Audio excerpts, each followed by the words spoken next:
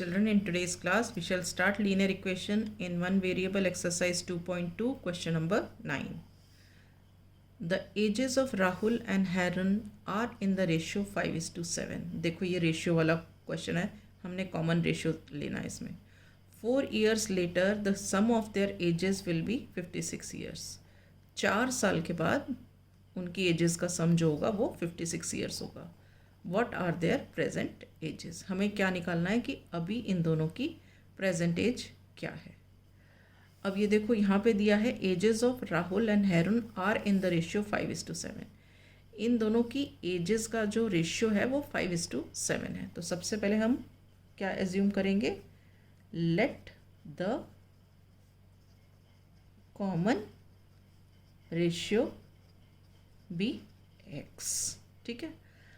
अब पहले लिखा हुआ है राहुल, बाद में लिखा हुआ है हैरून, तो रेशियो में भी पहले ये राहुल होगा और ये हैरून होगा. ठीक है. तो हम क्या कहेंगे, therefore Rahul's age is equal to 5x. Rahul पहले है तो ये 5x and हैरून्स as is 7x.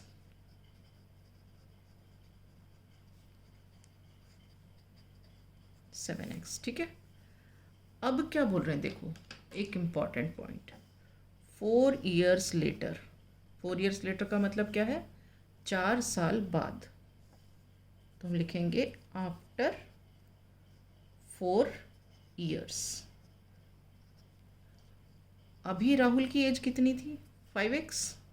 तो 4 साल के बाद कितनी हो जाएगी, 5x + 4, मतलब जितनी एज है उसमें 4 साल और ऐड कर दो. So after 4 years,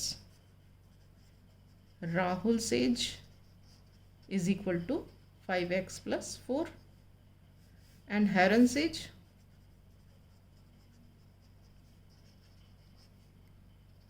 is equal to 7x + 4. अभी 7x का है, 4 साल के बाद क्या होगा उसका, +4 years और ऐड हो जाएंगे.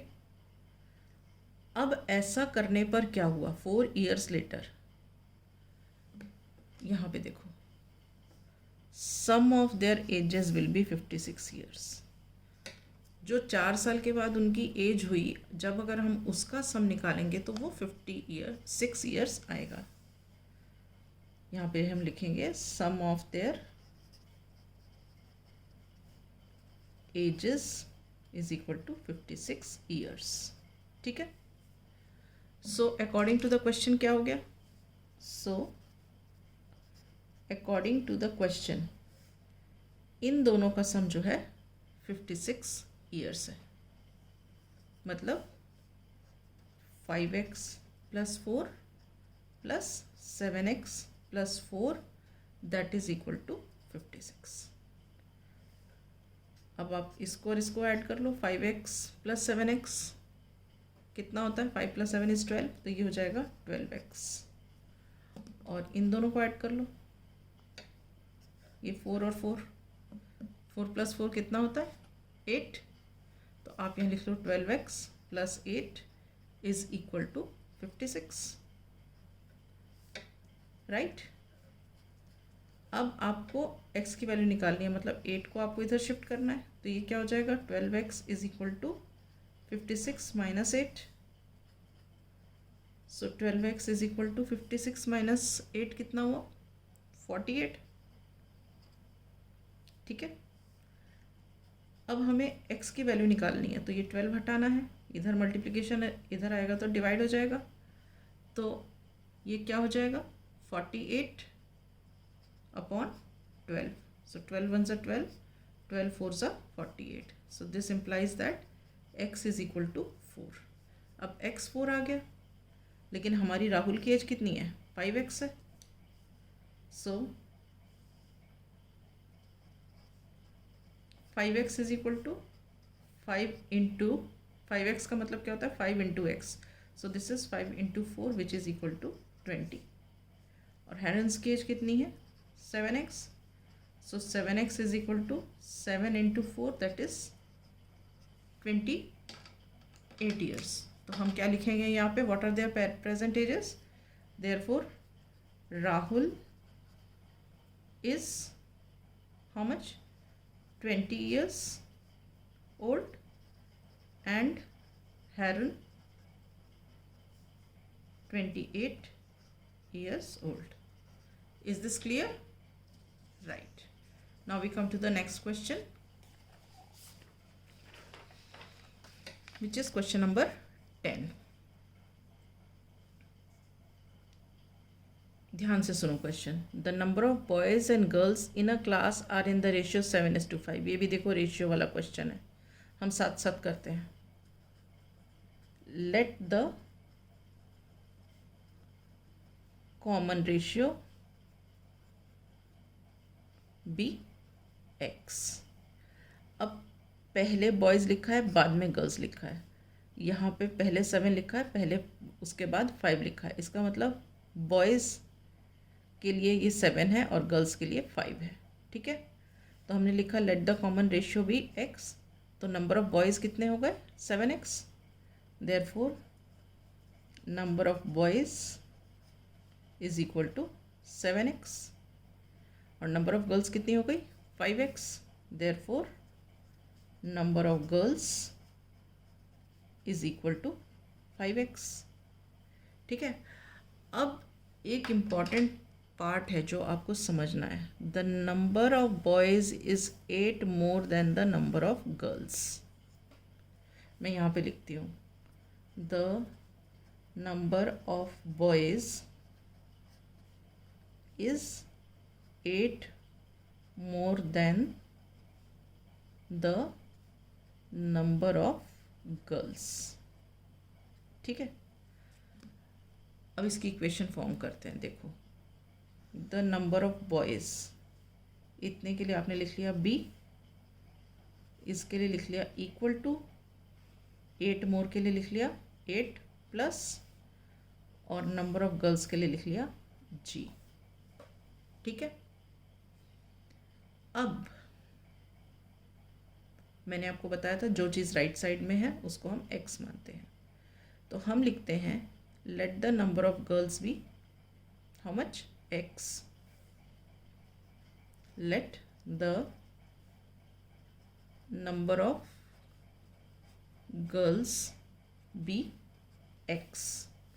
अगर मैंने इसको x लिख दिया g की जगह, तो बॉयज़ क्या हो गया? 8 प्लस x. ठीक है, so number of boys it becomes 8 plus x. ठीक है, so now what will you do?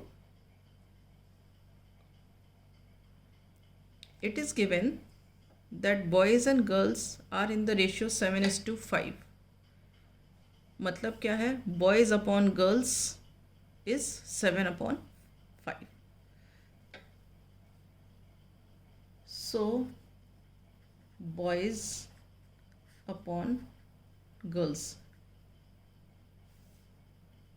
ठीक है ना, ये यही तो दिया. Number of boys and girls in the class are in the ratio 7:5. So boys upon girls is equal to 7/5. ये रेशियो दिया है. अब यहाँ से देखो, ये बॉयज़ आपने कितने क्या निकाले हैं? 8 प्लस एक्स. तो आप बॉयज़ की जगह लिखो 8 प्लस एक्स, और गर्ल्स की जगह लिखो x. So this is equal to 7/5. ये देखो, बॉयज़ 8 प्लस एक्स और गर्ल्स x, और इनकी रेशियो यहाँ पे दी है 7:5, मतलब 7/5. अब क्रॉस मल्टीप्लाई कर लो. जब आप क्रॉस मल्टीप्लाई करोगे तो क्या हो गया? ये 5 इधर चला गया और x इधर आ गया. ठीक है, तो what do you get? This implies that 5 with in bracket 8 plus x is equal to 7x. Right, ये 5 इधर चला गया तो 5 इंटू 8 प्लस एक्स हो गया. ये x इधर आ गया तो 7 इंटू एक्स हो गया. अब आप ब्रैकेट ओपन करो. 5 8 ज़ा 40 plus 5 into x is 5x which is equal to 7x. This implies that 40 is equal to 7x minus 5x. इधर शिफ्ट हो गया. सो 40 is equal to 7x minus 5x is 2x.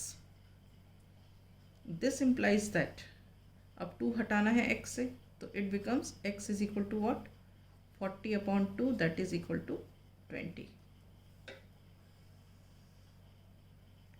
Okay, तो x मतलब number of girls आ गए 20,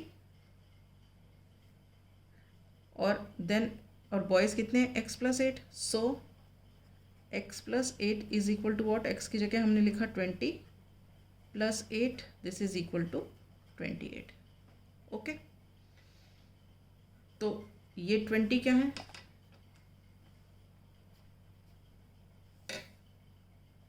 x है, that is number of girls, and 28 क्या है? That is x plus 8, number of boys. Therefore the number of girls is 20 and number of boys is 28. Is this clear? तो बेटा इसमें यह है कि इसकी तो हमें कोई ज़रूरत पड़ी ही नहीं कॉमन रेशियो की, हमने ये इससे कर लिया, इससे इसकी कोई ज़रूरत नहीं है. आप यहाँ से डायरेक्ट स्टार्ट कर सकते हो. एक बार और रिपीट कर देती हूँ आपको question. Number of boys and girls in a class are in the ratio 7:5. ठीक है, बॉयज़ और गर्ल्स की रेशियो दी हुई है 7:5, that is boys upon girls is 7:5. Then number of boys is 8 more than the number of girls. मैंने ये statement यहाँ लिख लिया, number of boys is 8 more than the number of girls. तो नंबर ऑफ बॉयज़ की जगह b आ गया, is के लिए इक्वल टू आ गया, 8 मोर के लिए 8 प्लस आ गया, और नंबर ऑफ गर्ल्स के लिए g आ गया. ओके, अब मैंने आपको बताया था कि जो चीज़ राइट साइड में होती है उसे हम x मानते हैं, तो हमने इसको g को x मान लिया, मतलब नंबर ऑफ़ गर्ल्स को. तो नंबर ऑफ़ गर्ल्स हो गई x. अगर मैंने यहाँ पे x लिखा तो b क्या हो गया? b मतलब बॉयज़ 8 प्लस x, या x प्लस 8 एक ही बात है. So number of boys are 8 plus x. अब हमको क्या दिया हुआ था? Boys upon girls that is equal to 7/5. Boys और गर्ल्स की रेशियो 7/5, तो हम लिखेंगे boys upon girls is equal to 7/5. यहाँ लिख लिया. अब बॉयज़ क्या है? 8 प्लस एक्स, यहाँ लिखा. गर्ल्स क्या है? x, यहाँ लिखा, इक्वल टू 7/5. अब क्रॉस मल्टीप्लाई किया, 5 इधर चला गया, मतलब 5 will be multiplied by whole of this and x will be multiplied by 7. तो ये आ गया स्टेटमेंट हमारा. ओपन करो, 5 × 8 is 40, 5 × x is 5x and this is equal to 7x. अब लाइक टर्म्स एक तरफ करते हैं, मतलब 5x को हम इधर शिफ्ट कर देंगे, तो 7x माइनस 5x हो गया, और ये 40 एज इट इज़ रह गया. ठीक है, ये माइनस क्यों आया? क्योंकि यहाँ प्लस था, साइड चेंजेस साइन चेंजेस. तो 7x minus 5x is 2x, और x इज़ 40/2, तो ये आ जाएगा 20. अब x 20 आ गया, ये 20 आ गया, तो बॉयज़ क्या हो गया? x plus 8, that is 20 plus 8 which is 28. Therefore, number of girls is 20 and boys is 28. Is this clear, children? Right. So with this I wind up. In the next class I shall take up question number 11.